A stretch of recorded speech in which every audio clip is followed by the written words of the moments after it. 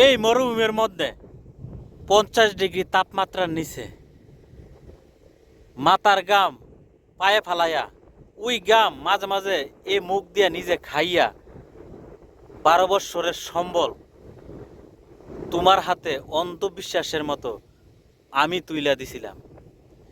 সেই বিশ্বাসে ভঙ্গ কইরা তুমি আমার জন্য একটা অন্ধকার ভবিষ্যৎ দিয়া হাতে একটা বাঙ্গা হারিকেল ধরাইয়া দিয়া বললা যে এইটাই তোমার বর্তমান ভবিষ্যৎ। আর ছোট সন্তানরে সব কিছুর মালিক বানাইয়া ভবিষ্যৎ বানাইয়া থয়া গেলা। আমি তো তোমারে অন্ধের মতো বিশ্বাস করছিলাম, যা কিনা এই পৃথিবীর বুকে অন্য কাউকে বিশ্বাস করি নাই। আমার মনে হয় না আমি পৃথিবীর বুকে যতদিন বাইচা থাকবো আর কাউকে তোমার মতো অন্ধের মতে বিশ্বাস করতে পারবো।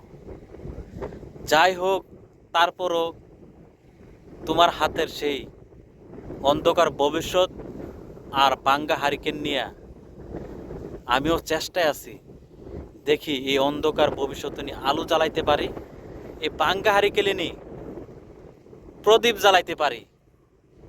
যদি আমার উপরওয়ালা আমার সাথে থাকে আর মায়ের দোয়াটা যদি আমার সাথে থাকে, ইনশাল্লাহ একদিনেই তোমার সন্তান সফলতা অর্জন করব এই মরুর বুকে বসবাস কইরা। ইনশাল্লাহ ইনশাল্লাহ।